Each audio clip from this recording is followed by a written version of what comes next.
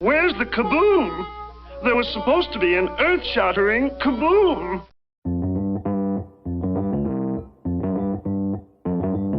Live from Joe's mom's basement, it's the Stacking Benjamin Show.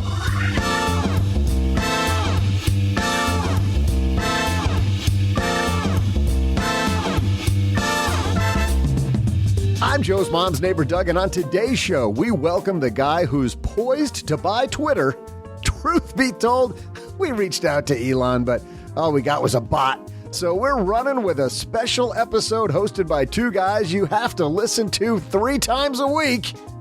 So sorry about that, Joe and OG. But hey, at least it's a great topic. If your 401k feels like a 201k, bet you never heard that one before, I just made it up. Today we're discussing the top 5 401k mistakes. Plus, one surprising group says they can predict market downturns better than bankers. Who are they? We'll share in our headline segment. And then we'll kindly segue into my trivia. And now, two guys who have the 411 on your 401k, Joe and OG.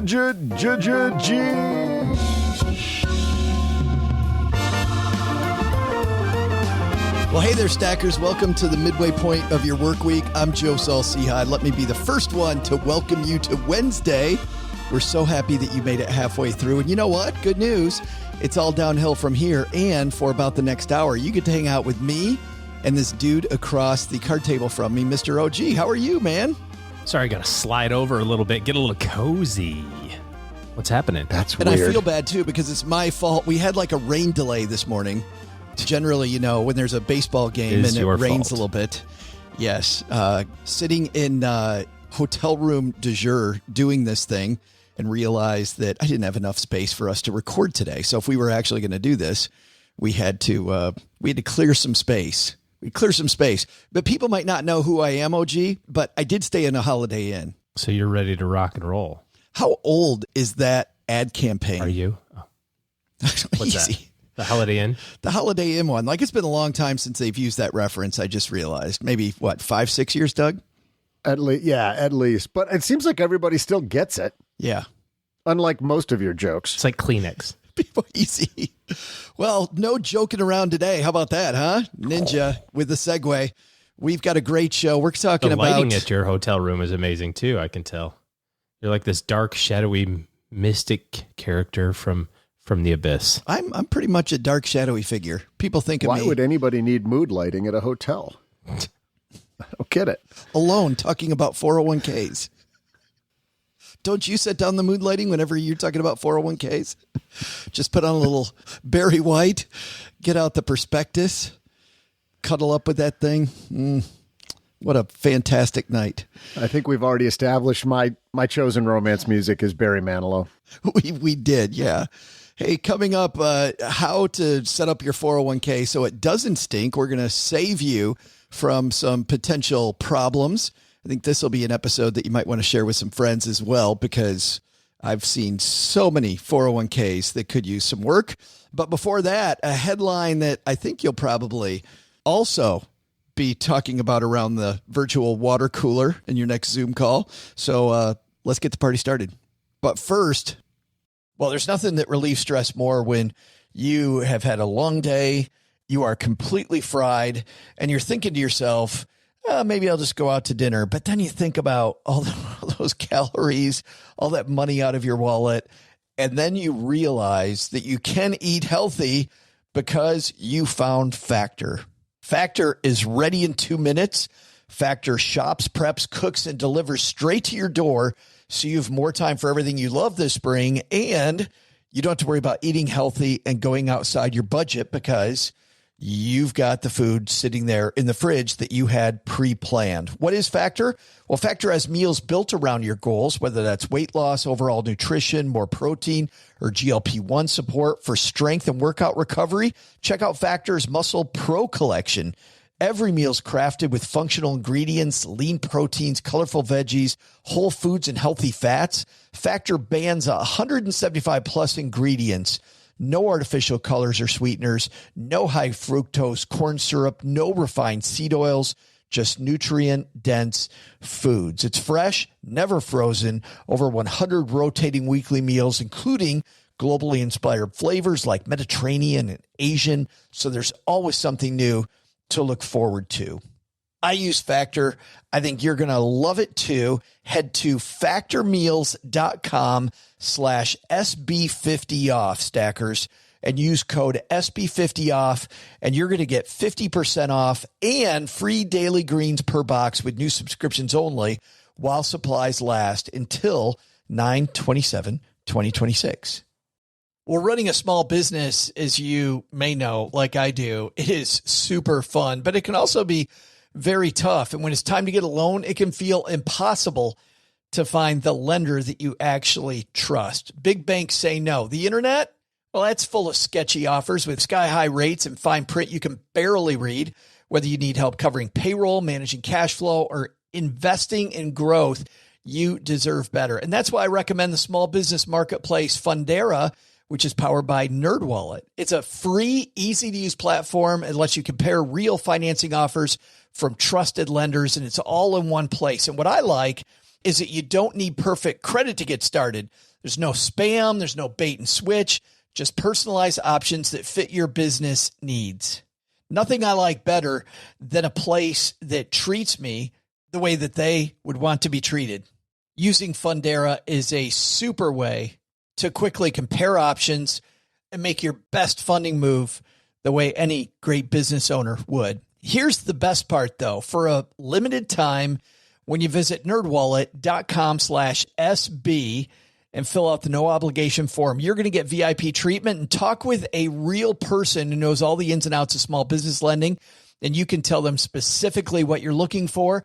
They can tell you specifically which options you should probably consider most. Don't risk your business on unreliable lenders. Go to nerdwallet.com/SB to learn more and find the funding you deserve. Fundera Inc., NMLS ID number 1240038. Almost forgot the but first. All right, now let's get the party started. Hello, darlings. And now it's time for your favorite part of the show, our Stacking Benjamin's Headlines. Our headline today comes to us from the place where we get all of our top headlines, bosshunting.com. I beg your pardon. The title of this piece, written by Gary Liu. Well, you know what? I'm not going to give you the title. I'm just going to read the piece.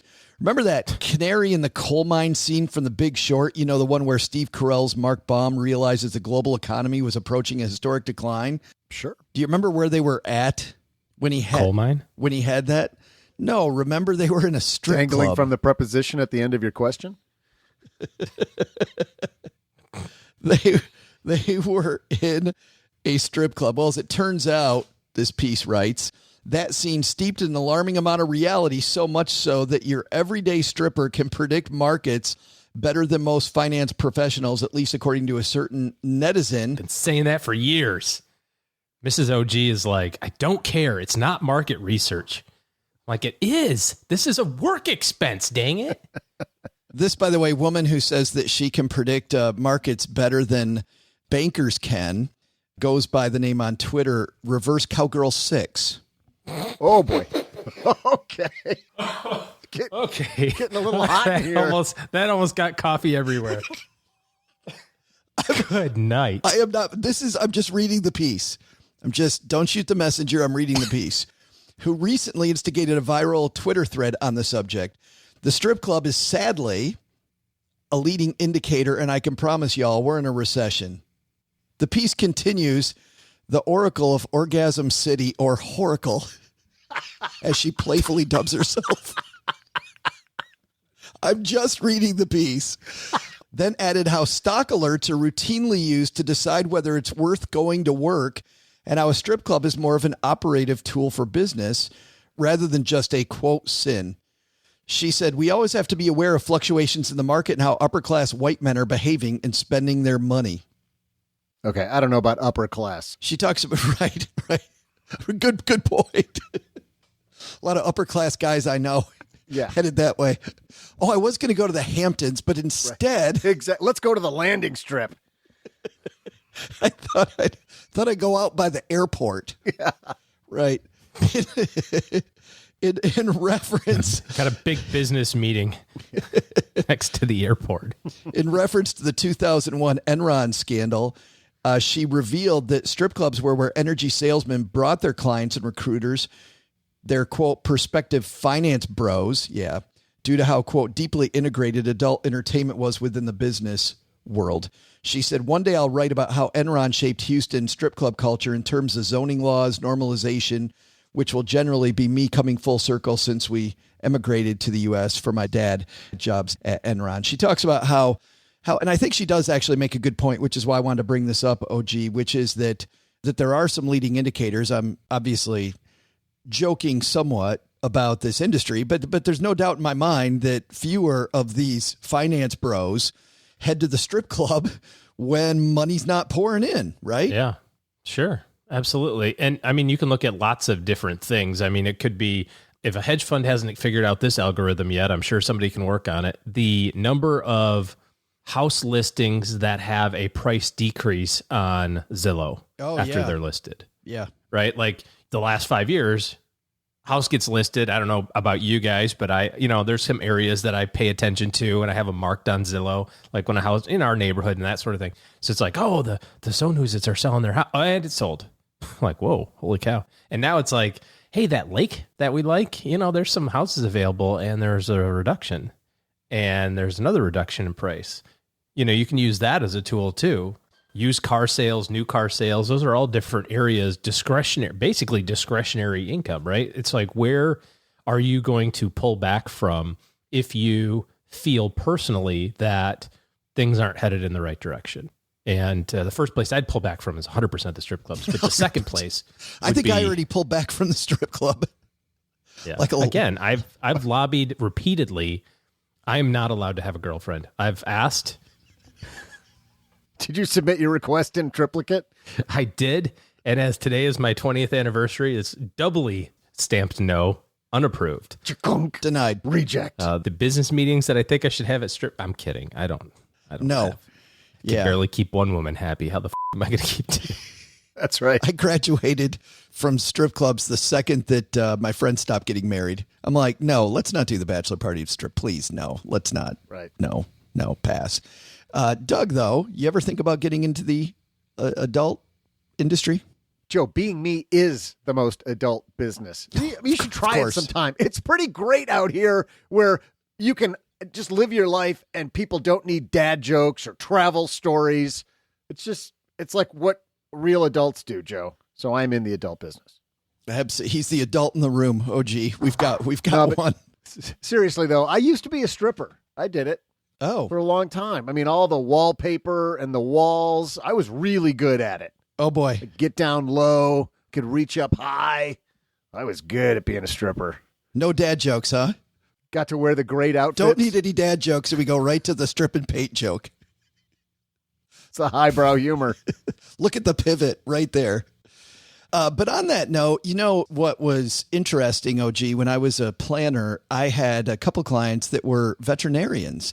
And I remember at a client event, I was introducing them to each other and they were talking business and they were sharing that when it comes to your pets, that they could see market downturns because people would stop taking their pets to the vet, which is horrible because, we talk about how our pets are a member of the family with the kids. Apparently they're a member of the family until things go bad with the portfolio. And then maybe Cooper's not the equal member anymore that he used to be. Yeah. Some people would put that in a different, hierarchy, lake house, Cooper lake house, depends on your order of operations and what you think is important. But sadly, that's true. And I bet that's also, take it a step further, I bet it's also true to look at like adoption rates of pets. You could probably look at shelters of pets, probably increases during, not so good times because it does cost money. Yeah. But all of those are trailing indicators, right? Whether it's the strip clubs or it's those are all things that happen after these leading indicators have caused the recession. I wouldn't think so. Actually, the stripper here, Doug, is saying it's a leading indicator. Is saying she sees it before the banker does. Yeah, I would concur with that. I don't agree. Well, You think it's when you get your first statement or you check your balance online. Absolutely. And you go, I mean, look, all economics is the study of human emotion, right? And so how my emotions are driving me is going to control whether or not I feel relaxed and good enough to go to a strip joint or creepy enough, or if I'm going to be a little bit uptight. I'm so trying to avoid words that are that are conjoined with strip clubs in you're a so creepy blocked way. up. But I mean, but all of those things are going to indicate my current emotional state about my money, and to some extent, how I treat my cat as well. I think those are all trailing indicators. You know, leading indicators are going to have much more to do with, I think, how what decisions the Fed is making, how import-export tariffs are being treated. You know, some of those things that are can control more of the flow of money into subsidiary markets. I think the big thing here, though, I don't know, you know, I brought up this topic, but I also think, OG, that there's not much that you do with this on the portfolio side. Like, I'm not going to trade my portfolio based on the fact that the strip club's empty or, you know, No, but do you remember the scene from The Big Short where they were, where they were like, talking holy to cow, this is coming. This is an opportunity. the adult entertainment people, and they're like, oh yeah, I bought 3 houses, with no money down, No and doc. cash only. And the hedge fund cash are like, holy cow, Yeah.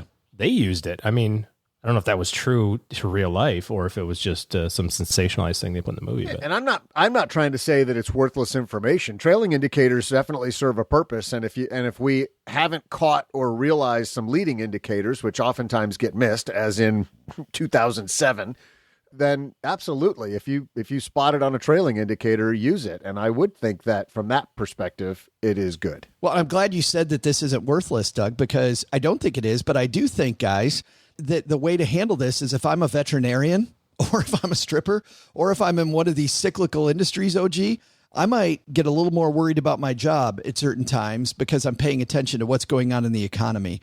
So this is the time when I might make sure that my debt's cleaned up or make sure that my emergency fund is funded because I'm in an industry where I know historically things haven't gone well during a time like maybe is here. Yeah, I would agree. Veterinarians absolutely know when the market's going to the dogs. Oh boy. You have pets though, Doug, don't you? Absolutely. I got 2 of them right now, 2 dogs that are living like kings right next to me right now at the moment.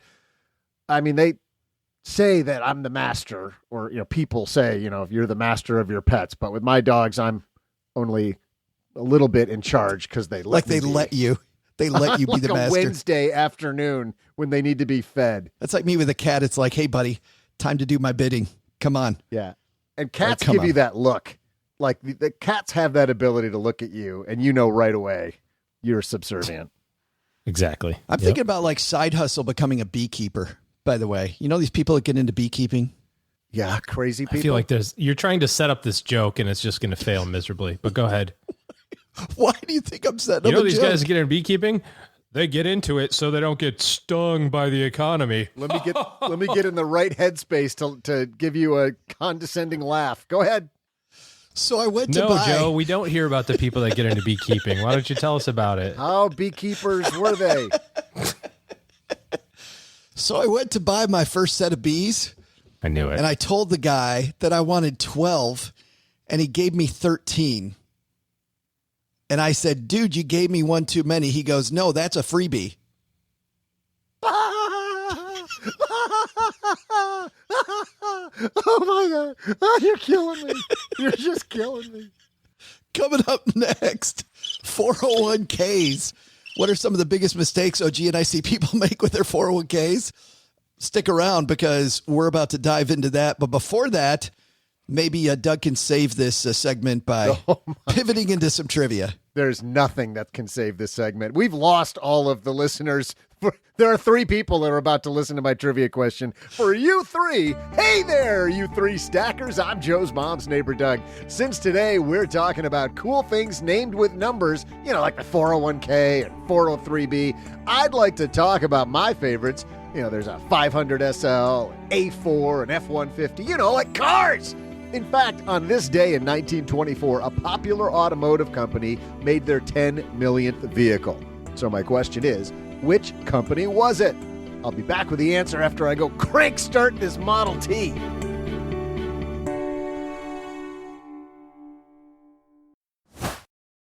I had a breakfast mentoring meeting yesterday with a young woman who was just amazing. She is graduating from college with a degree in wealth management, and she reached out hoping for some pointers. And listen, if somebody's in Texarkana and wants to go into this beautiful field of personal finance and helping people get their money together, that is incredible. But even more incredible is how she reached out, how she was trying to network. And I was having a discussion that finding the right person and avoiding the wrong person for a role, that's what can make or break an organization. And we just don't see that many qualified people. So how do you find them? Well, Indeed sponsored jobs is a boost whenever you need to find quality talent. If you're hiring, Indeed is all you need. You can stop struggling to get your job post even seen on other sites. You'll match with quality candidates with Indeed's sponsored jobs. Get matched with and hire quality candidates who can drive the results you need. Reach candidates who meet your specific criteria like skills, certifications, or location. It drives me crazy when I'm matched with all kinds of people who aren't a fit. I don't have that kind of time. People are finding quality hires on Indeed right now. In the minute I've been talking to you, companies like yours made 27 hires on Indeed, according to Indeed data worldwide. Sponsored jobs posted directly on Indeed are 95% more likely to report a hire than non-sponsored jobs. Spend less time searching and more time actually interviewing candidates who check all the boxes. Less stress, less time, more results. When you need the right person to cut through the chaos, this is a job for Indeed sponsored job. And here's what's cool, Stackers. You're going to get $75 in sponsored job credit to help get your job the premium status it deserves at Indeed.com/podcast. Just go to Indeed.com/podcast right now and support Stacking Benjamins by saying you heard about Indeed right here at Stacking Benjamins. Indeed.com/podcast. Terms and conditions apply. Hiring, do it the right way with Indeed. In business, there is no room for guesswork. Every shipment matters. Every deadline counts. And when you're trying to keep operations running smoothly, the last thing you need is uncertainty.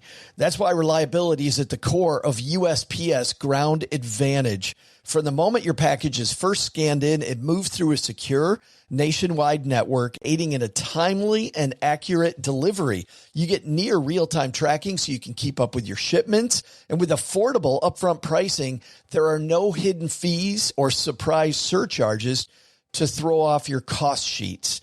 It all adds up to predictable deliveries you can depend on, because knowing your logistics are handled lets you focus on everything else, your customers, your team, and the future you're building. Visit USPS.com/Ground Advantage to start shipping with confidence. USPS Ground Advantage. We mean business.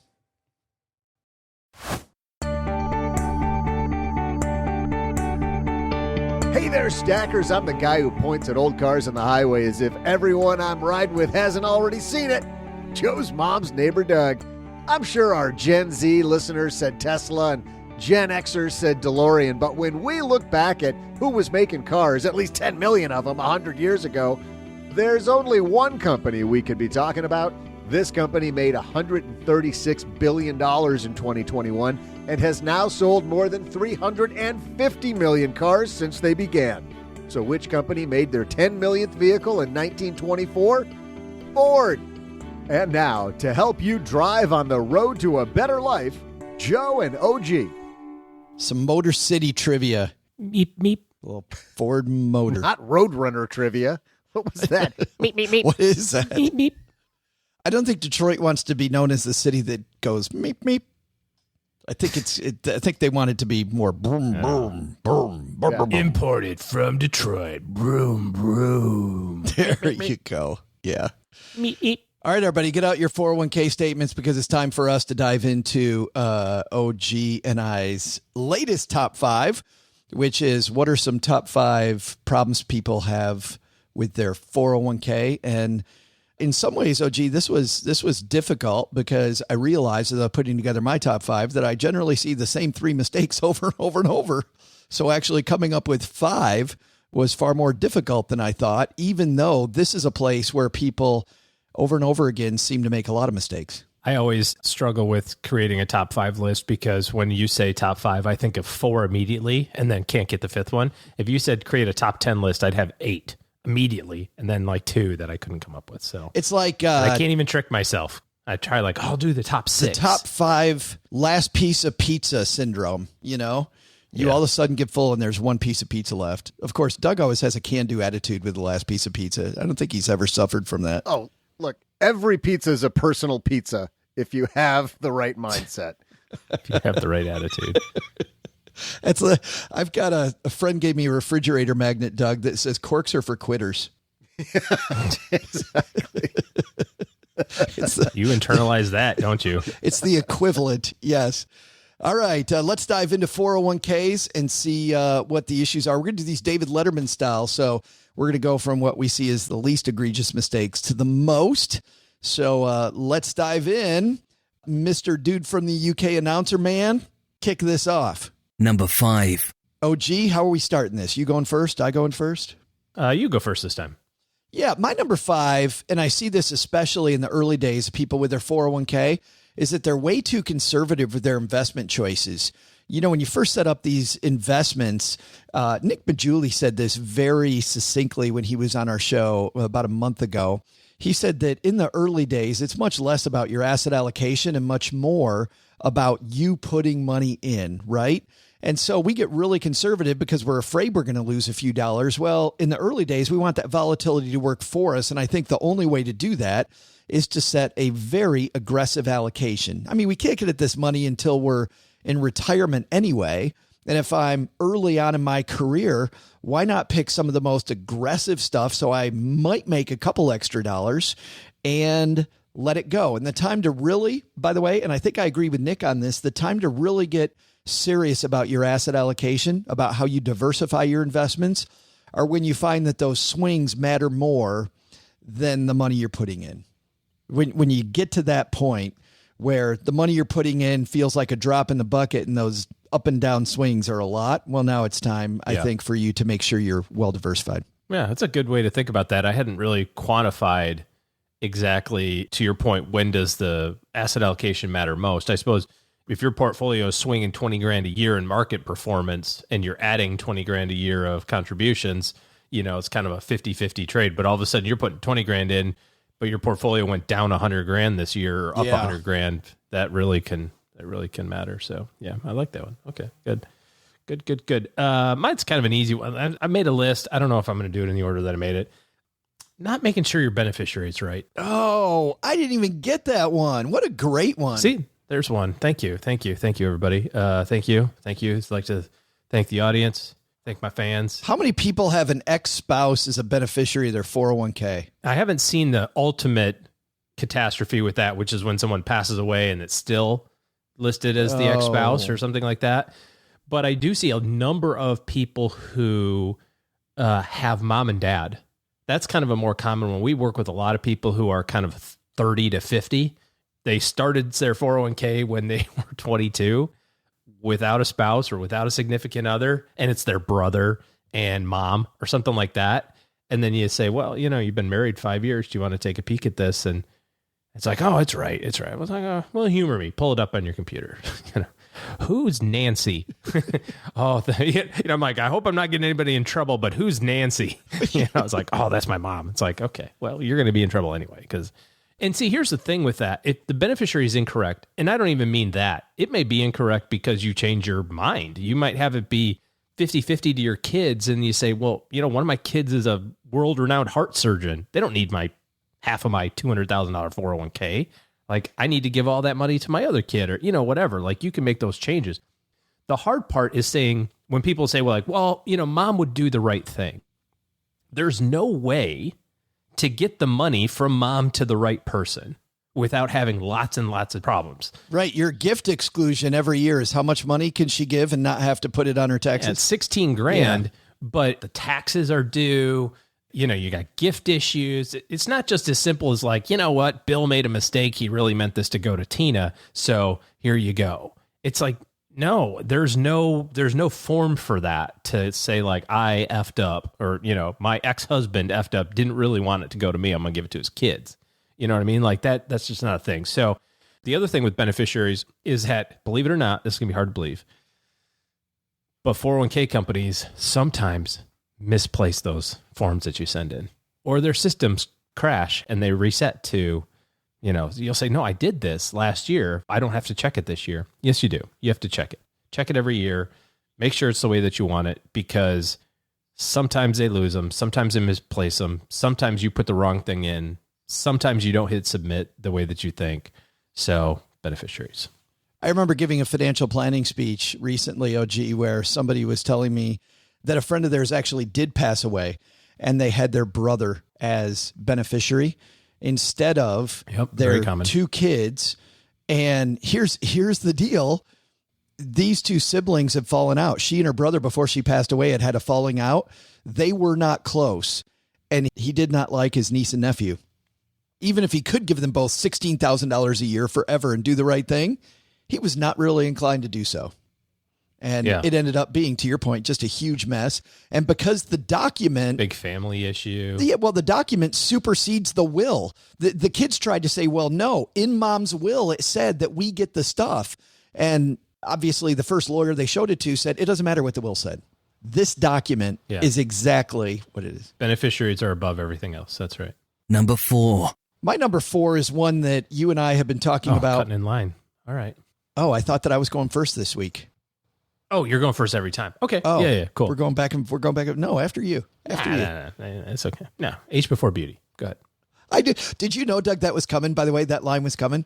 I totally knew he was going to say age before beauty. Yeah, yes. That's his old trope that he always relies on every time. You got to get a new one, man. All right, Roger, we'll do. Just because you have all that hair does not make you beautiful. My number 4 is using target date funds. And even if you have a really good target date fund, in the past, OG, sometimes I've said, hey, if you've got the Vanguard target date fund, your target date fund is really good. Or if you've got a target date fund that's in the TSP, your target date fund is really good. And I'm going to actually back off that, because even if you have a really good target date fund, I think that for most people that are in the gray area of getting where they want to go for their retirement goal, you really need that last double. And even the best target date fund gets conservative faster than 90% of people are going to use that money. So that probably, if you're listening to this, that probably includes you. And if that target date fund gets really conservative in an upswing in the market like we just had, you're going to miss out on that last double. And you're going to miss out not on more money. You're missing out on maybe having enough to do all the things you want to do versus just doing some of the things you want to do. Yeah, the target date funds are on mine too. Doug had a great line for this earlier when we were talking. Do you remember your name for target date funds? I wrote it down. I'm going to use it from now on. Terminal date funds.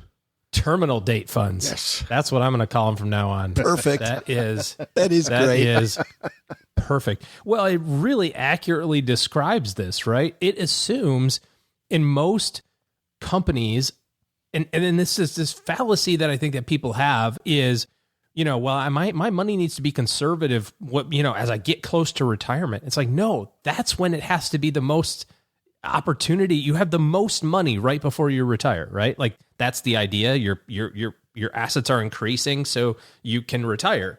Now, when do you want to like let off your foot off the gas when you're like driving up a mountain, like right before you get to the top?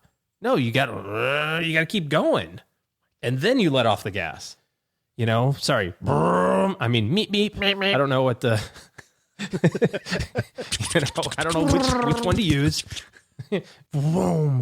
My point is that they get far too conservative, far too early, like you said, Joe, but it's under this assumption, like you have to be conservative when you get to retirement. You retire at 60 or 65. If you're a non-smoker, you have a 25% chance to live to be 92. Like that's a really good chance. Those are pretty good odds that you're going to see your 90s, which is 30 years away. Now, I agree. You have to have some money that's conservative. You have to have some money that's available for when you're 66 and when you're 67, 100%. But you also need money when you're 77 and 87 and, God willing, 97. So how is that money supposed to be invested? And you look at target date funds, they say, well, you're 65, fixed income. And like you said, they get very conservative very early. So terminal date funds, do not use them. It's a path of least resistance. I get it. But just take the 2060 fund, look what's inside of it, make that fund yourself, and then don't touch it. You know, I will save my terminal date fund rant because you foreshadowed and said yours may be coming.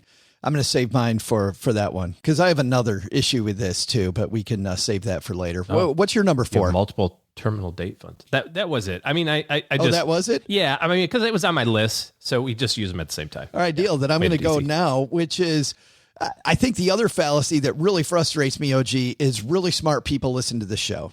Super smart people that self-identify as personal finance enthusiasts listen to this podcast. They will do the micro things about their budget. They will pay attention to every dollar coming in and out of their hands. They will do everything else. And when it comes to this issue, for whatever reason, I don't know if they think it's hard. If you're smart enough to pick a target date fund, you're smart enough to do your own asset allocation, OG. I'm going to push back and all those people go, no, a target date fund's fine because you just need some place to start. No, you're smart enough to do it the right way. And it's going to take you maybe 10 minutes more to do it the right way. And the difference is going to be a monster difference between what you get with a target date fund and what you get elsewhere. And so all these people that tell you, no, go ahead and do the target date fund because you know what, just press the easy button. No, you're pressing the I'm doing it wrong button. And it's not hard to go just a little further, just a little friggin' further because you're smart enough to do it and do it right. Yeah, I just want to help everybody out, Joe, because I think you've probably confused them. What Joe meant to say was terminal date. Terminal date. What am I not doing? Target date fund. So yes. And then the other thing, I think if we play back the tape and you listen to how you led into that rant, and by the way, super entertaining. I really enjoyed that. I think you said the other fallacy is there are some really smart people listening to this show. Oh, I meant the other fallacy is M dash. Because there's some really smart people listening to the show, M dash, that you cannot do this. Yes. The fallacy. Yeah, let me be clear. The fallacy is not that smart people listen to the show. There's no editor for Joe's spoken word, just the written word. That's why the book is so well structured, and the podcast content is helter-skelter. I was talking at our live event last week in St. Louis about life insurance and about how much less expensive term insurance is than permanent insurance and why that's the case. And I said, because of the fact that statistically, most of us are going to die pre-65. And everybody in the audience freaked out and I had no idea what I just said because I thought I had said the exact opposite. They're like, what? Woman in the front row is like, we're going to die before 65. Yeah. Oops. Going to die after 65. Good news. Statistically, OG, we're going to live a long time. I'm going to live longer than everybody. Number 3. My number 3 is, and this is a mistake that I see when people change jobs, they roll the old 401k into the new 401k. And OG, the reason I think this is a problem has nothing to do with how good the new 401k is, because usually people go, oh, my new 401k looks fantastic. It's got lots of great options. We talk about how good the TSP is, or maybe there's a lot of good index style, low cost funds, and I can do all the diversification that I need, whatever it might be. It's not about that. It's about once you roll the old 401k into the new one, you are beholden then to whatever moves that management team decides to make in the future. So if they decide to go from great options to, we can't afford this anymore, now we have to pass on some of the cost to the employees, which happens in a lot of 401ks, well, now you're stuck with that decision. I really, really don't like rolling the old 401k to the new one, because with the new one, you can make sure that it does exactly what you want with the fee structure that you want. And you can be flexible around areas that your 401k in the future might not be as good at as it is now. Yeah. If you're going to take the time to move it from one place to another, why would you not move it to the place that gives you ultimate control in terms of every sort of option, choice, cost structure, whatever you want to do. I mean, there's maybe a few tax reasons, but generally speaking. Well, and that actually is one. Let's mention one of those, OG, because there is also a giant one that I don't think made your list and didn't make mine. A big mistake, too, is if you have individual company stock in your 401k, rolling it at all might be a horrible idea.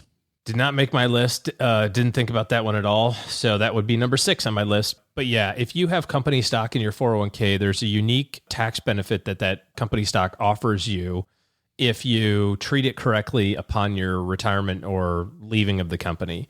And there's a whole gigantic list of rules. It's called net unrealized appreciation. The idea behind it is that you can take the money out with a lower tax rate than your regular distribution from your 401k. So here's the moral of the story. If you have company stock in your 401k, go very slowly in your decision making. Just remember, company stock 401k, I got to research this or I got to talk to somebody about it because you could save tons and tons and tons of money in taxes by doing that correctly. We will give you, by the way, some links to help you down that journey in our newsletter, the 201, stackingbenjamins.com/201.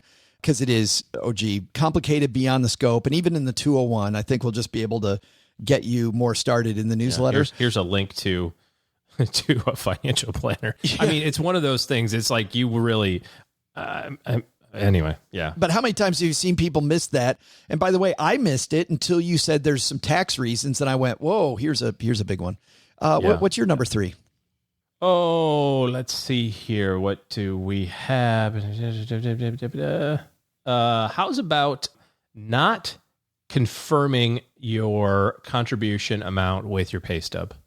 So you go online, you say, hey, I'm going to put in this %, and you don't ever think about it again. You get to the end of the year, and for some reason, you didn't put in as much as you thought, or you get a check back in the mail, or they stop taking money out of your 401k because you put too much in throughout the year, all because, you didn't really check it correctly. This could also be times around bonus time, right? You get your normal paycheck is $5,000 a month, and all of a sudden you get a bonus for $10,000 and you forget to change your 401k contribution. And now a whole bunch of that bonus gets eaten up in your 401k. Not that that's a bad thing, but it could be too much. I think just not staying on top of what's going on. You make a change or you start investing in your 401k, or the payroll provider. So you're talking about the companies changing 401k 401k investments within inside, or the providers. All of those things have flex points in them, have opportunities for there to be a restriction. And the restriction is sometimes something gets screwed up and you find out December 20th that you missed out on something. So just double check your pay stub just to see it's doing what you think it's doing. And if you're somebody that maxes out the 401k, meaning you hit the limit and you do that, you're lucky enough or you've worked hard enough to get to a point where you can max fund it before the end of the year. I love this idea, OG, for the last couple months of the year, then making sure you still save that money somewhere else, capture that money. I've seen people those last couple months of the year, they totally don't think about it. They get bigger paychecks and they just go blow it. And then in January, I remember talking to some of these clients and back to a tight budget again. I can't figure out why the Amex card's holding a balance all of a sudden in January and February. Yeah. Number 2. My number 2 is another common one when people start off with a 401k, and that is, I really want to use things that perform. I'm not sure exactly what performs. So what I'm going to do is I'm going to go look at that 401k sheet they send me, that ridiculous sheet of how things are performed. And I want to be in stuff that, quote, is doing good now. And by doing good now, I go look at the 1-year return and I pick that.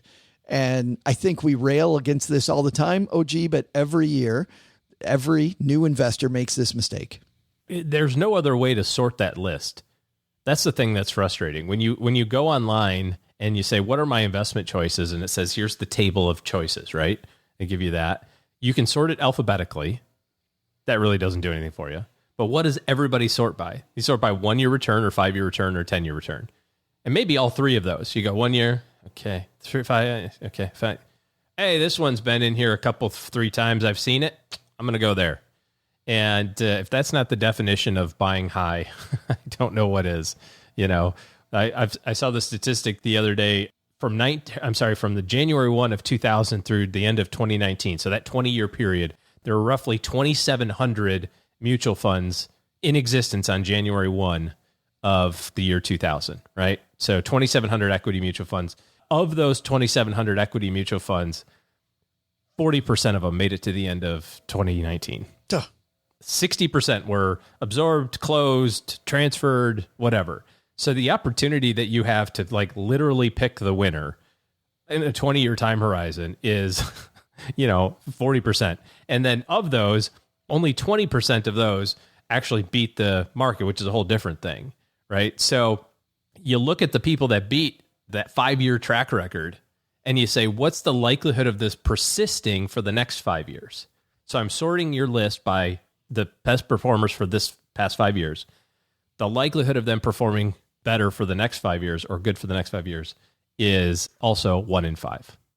So if you're looking at the top list, the chances are you're looking at the wrong part of the list. Look at the wrong place. Look at the bottom of the list. Well, no, and that's the question is, do I look at the bottom of the list? Like, how do I can hear people right now kind of talking to their device. Okay, that's what I don't do. Well, what do I do? Yeah. Well, it goes back to your asset allocation conversation. You're investing, if you're 20 or 30 or 40, you're investing for the next 50, 60 years. And the only thing that you can control over that period of time is where your money goes. You can't control what the stock market does, whether big companies do better than small companies or small do better than big or international do better than US. The only thing that you can control is making sure that you participate in all of those returns by being diversified and having your fingers in all of that. That's my number 2. OG, how about yours? My number 2 kind of coincides with what I talked about before about not checking your pay stub, but not contributing enough to get the match. And confusing match versus max. They sound the same. They have the same first letters. When people say, I'm maxing it out. I'm maxing it out. That doesn't mean what you think it means. So using your example before, Joe, you were saying, well, if you're lucky enough to max out your contribution, that's $20,500 this year if you're under 50. So you max it out before the end of the year. You could be leaving money on the table with your company match. So what you want to look for is find out from your HR department if they do a true up at the end of the year. And what that is to say, if you contribute early in the year, which by the way, you should, if you can, that's ideal. Get your money in as fast as you can. If you can put all 20,000 in on day one of the year, that's the best place to put it, right? Like that's the best time. But that's only good if they're going to take your salary throughout the entire year and give you a matching contribution on your whole salary. If they do it per paycheck and they don't offer a true up, that's the word you're looking for, then you have to make sure that you're contributing every single paycheck to take full advantage of the match. We also see people that'll say like the 401k matches dollar for dollar on the first 3%, 50 cents on the next 3%. Okay. So how much should you put in? 6, right? 3 and 3. But they'll put in 3 and say, well, I'm getting the match. It's like, no, there's another part of that. Got to take the free money. It's very important to get the free money. I think that's an important thing to emphasize. Take the free money, people. Get free money. Yeah. It's 100% return. This kind of also goes with this a little bit when people say, my 401k, it sucks. It only matches the first 3%. What the F? Would you, if your boss came to you and said, your boss is like, hey, I know I'm paying you $80,000 this year, but I'd like to give you a 3% bonus and give you another $2,400. What do you think? Would you go, nah, that's not really worth getting a bonus, boss. I'll be honest. If you're giving me $5,000, I'd take it, but $2,400, nah. It's free money. I'll take it. In fact, there is a company that I just saw advertise this. Did I send it to you guys? Don't think so. Did we talk about this on the show? No. It looks shady AF, man. It's basically as shady as that TikTok guy on Monday. Yeah. So interesting. Why is this ad getting served up to you in your browser? If it's that shady, what else are you viewing, OG? I told you before, it's a business expense. Moving along. What's your number 1? Number 1. My number 1, and the one that I think encompasses a lot of the stuff we already talked about, but it is the number 1 problem I see people have in their 401k. It's not performance. It's not asset allocation. It's not target date funds, not being too conservative, not looking at the last performers. It is you don't put enough money in, period. Oh, that was it. like period. And now Period. you Drop go. mic. Done. I saw this thing on Twitter today that I thought was the greatest. It said, if I say, whoa, that's a crazy story, once I say that twice, wrap up your story. Yeah.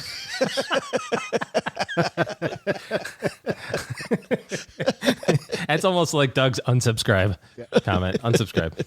Whoa, that's crazy. Whoa, that's crazy. Like it's time to wrap it up. If I say it twice, it's time to wrap it up. When Joe says period, he's done. It's time to wrap it up. I call this is my number one also. I call it the $1.4 million mistake. When I started working at American Express, I was 21 years old. You know, we all make money decisions at the time that we think are the best that we can do. I don't believe that people walk through life financially and go like, you know what? I'm going to do something really stupid with my money right now. This is going to haunt me for 20 years. You know, Hold my beer. Yeah, hold my beer, right? It's like we do what we think we can do as best as we can do it. And it's like, well, you know, I couldn't help it, but I had a collection. I couldn't help it. My car was, you know what I mean? Like we get ourselves into these things and then just kind of like, well, I'm trying, right? So a little self story here. Self-deprecating story. Yeah, absolutely. I didn't contribute to my 401k at American Express right away for a long time, as a matter of fact, because I didn't have the money.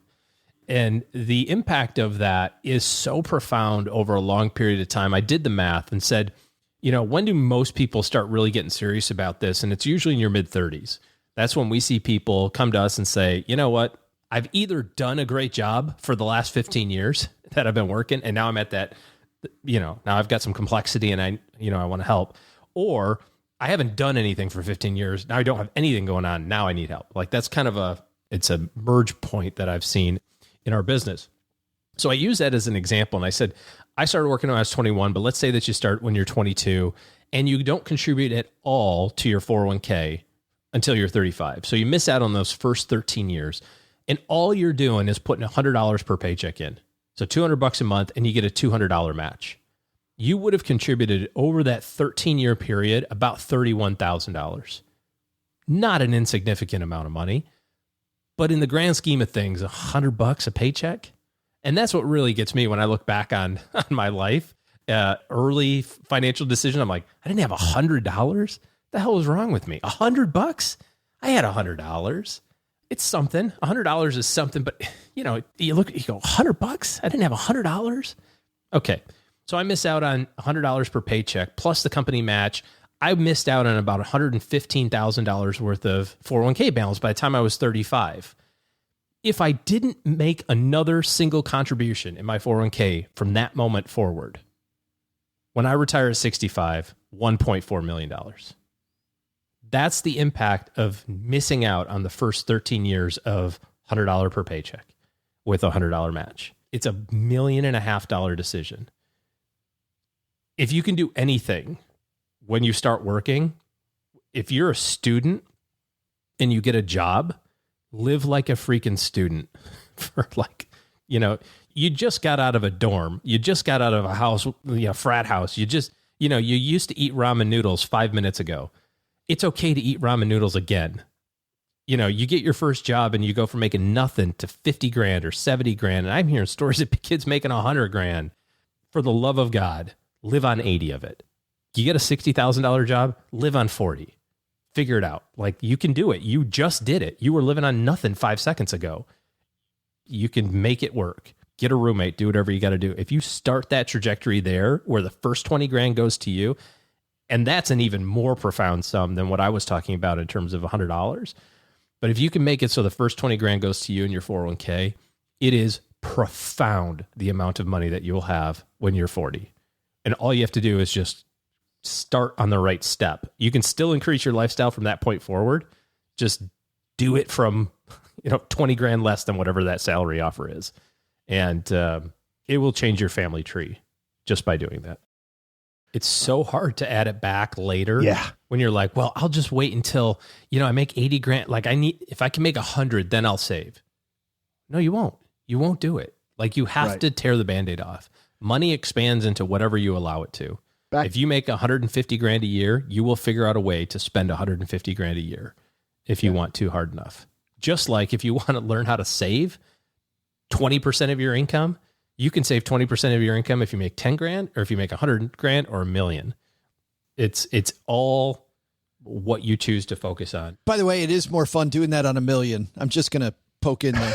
It's way more fun doing it on $1 million. 100%. It is way more fun to save 20% of $1 million. But I will tell you that I've never met anybody who started out there.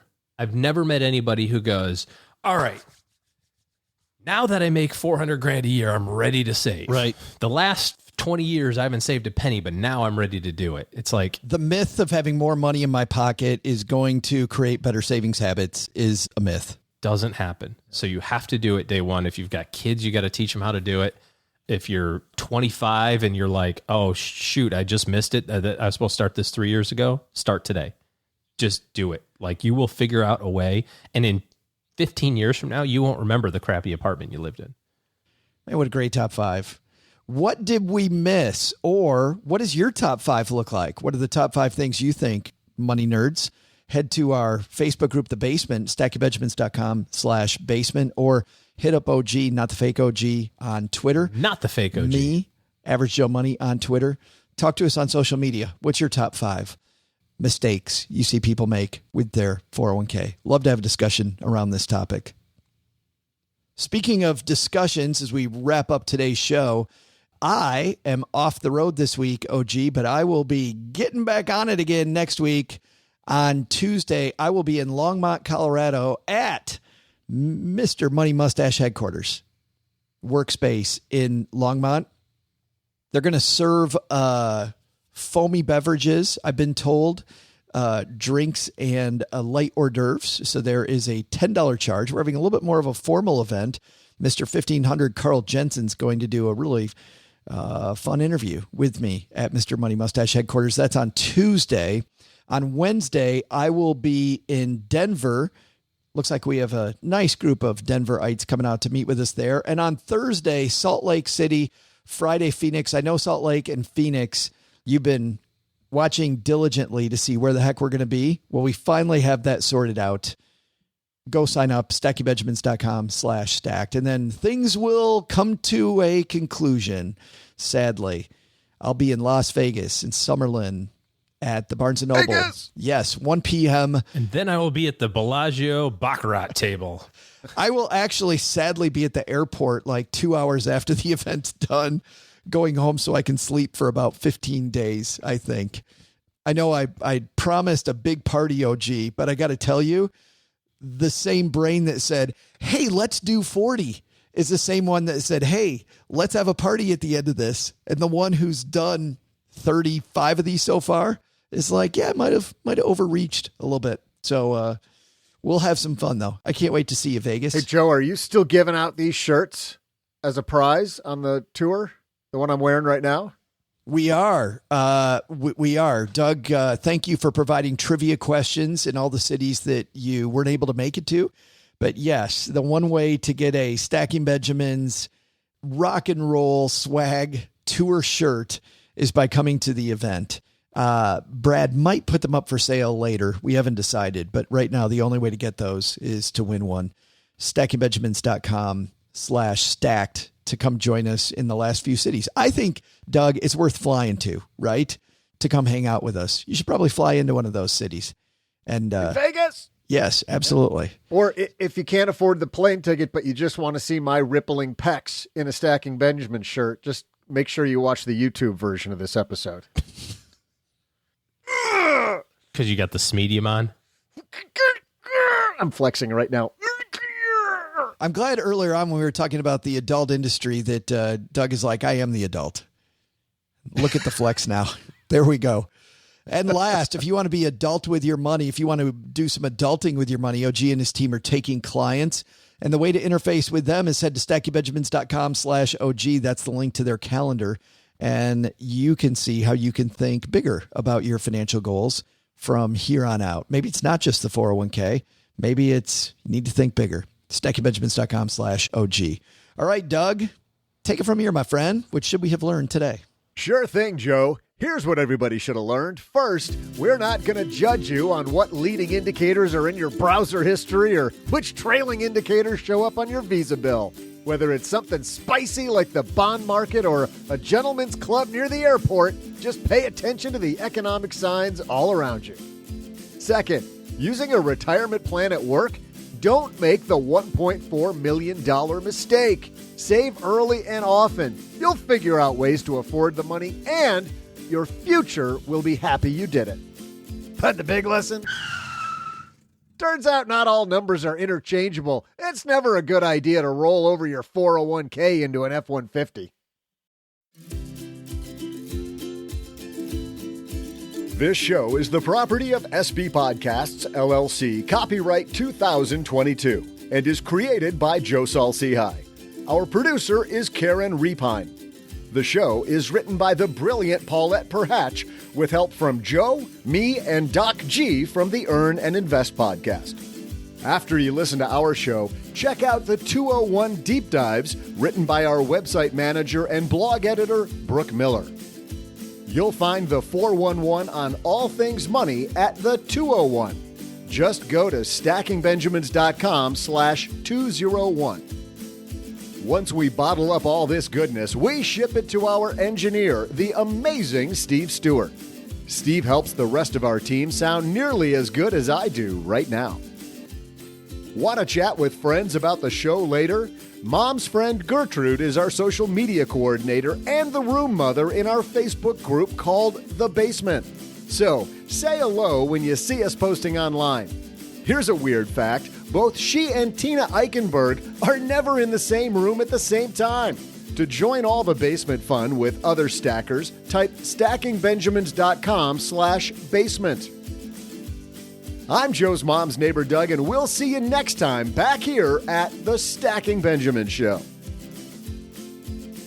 Not only should you not take advice from these dorks, don't take advice from people you don't know. This show is for entertainment purposes only. Before making any financial decisions, speak with a real financial advisor.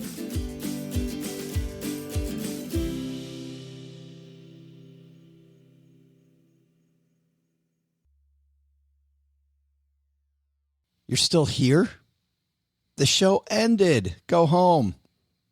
Well, okay, if you're going to stay here, let's talk about the home buying experience because, man, can the experience of buying a home be difficult. But Navy Federal Credit Union is here to help military members and their families tackle homeownership. They offer mortgage options with zero down payment, so you don't need to wait years to save. They offer mortgage options that don't require private mortgage insurance, so you'll save money each month. Members save $2,500 on average when they choose Navy Federal for their mortgage. With resources like Realty Plus, you can get an experienced real estate agent. They're a top VA home lender. Learn more at NavyFederal.org. Insured at NCUA, Equal Housing Lender.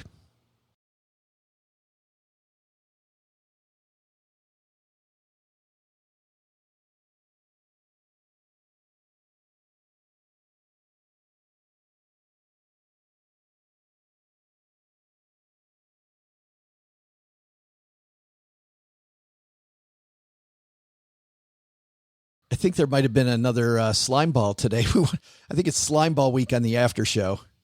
I came across this and golly, I wish I thought that I screenshot and sent it to you guys.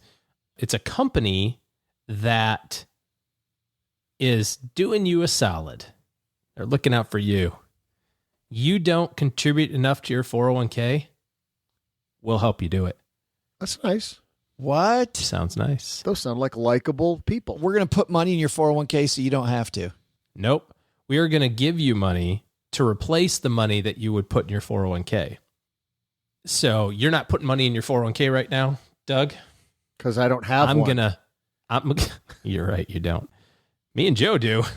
We stuffed that baby full of all the profits from Stacking Benjamins. I keep hearing about these luxurious things that are offered to other Stacking Benjamins team members. Amazing. Like W-2s and 1099s. I think the way to phrase that is both profits. We put both profits into the 401k. Yeah. So anyway, so you're not, you don't have enough cash flow to put money in your 401k. So you call this company and they will say, all right, well, let's take a look at your 401k plan. You get a match, dollar for dollar in the first 3%. So you make 80 grand. We're going to give you $2,400 so that you can put $2,400 in your 401k. We're going to swap out, we're going to give you the 2,400. You put 2,400 in. I like it. Yep. The next logical question is, what's in it for them? Exchange for what? They get, and I'm misquoting it, I'm sure, so don't at me, people, but it's like you don't pay anything back at all. There's no interest. There's no credit score. This is just purely based on your income and your 401k documents. You give back 20% of the profits that money makes or something like that. So I don't know how they keep track of it or what, but if you leave the company, you take out a check and send it to them. If you retire, if you say, I'm going to work at this company for 40 years, they get the check on the back end. And it's like 20% of the profit that they make because of their contribution. Which should tell you everything that you need to know, right? When you had your rant earlier about you have to do this, you have to put money in to the 401k because, if these people have done the math, right? I mean, you don't start a company doing that if you don't know what the math is. You're really kind of preying on people that don't know how the math works. But here's another question. What happens to that money when they go out of business? Because there's no way they're going to survive. So could I just take, this is where my head is on this. I'm taking all their free money. Do I get to keep it? They're going out of business in like 4.5 years, and I just got all that free money. It's like I saw what could go wrong? I saw all those movies on my Movie Pass card because you knew that was going out of business. So I went and saw as many as I possibly could. Like, yes, let's go see as many movies. Yeah. I mean, there's so much wrong with this. I mean, it's a again, hell of a business idea.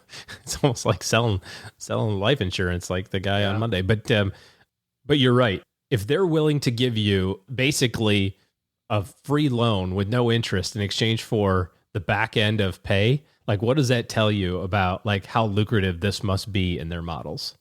Like I'm going to give you $2,400 and you're going to give me 240,000. You're right. Yeah, kind of. I just thought like, another way for people to get bilked out of cash. Because the other thing I was thinking, and I thought about it in this context, you said, Doug, you thought like, how am I going to manipulate this for my benefit? I was thinking about it like, how do you do that? So you leave your job after 3 years and they go, cool, it's time for you to pay us back. Like just do an IRA withdrawal, like you got a taxable thing. You got penalties to pay. You've got, if you're retired, that jacks up your Medicare bill for the next year and a half as as you have higher income, you pay higher Medicare. It's like so much that can go wrong with that on the back end, but not really disclosed. It didn't seem like just give us 20%. We'll sort it out. We'll call it good. You keep 80, we'll take 20. We'll call it good. Good.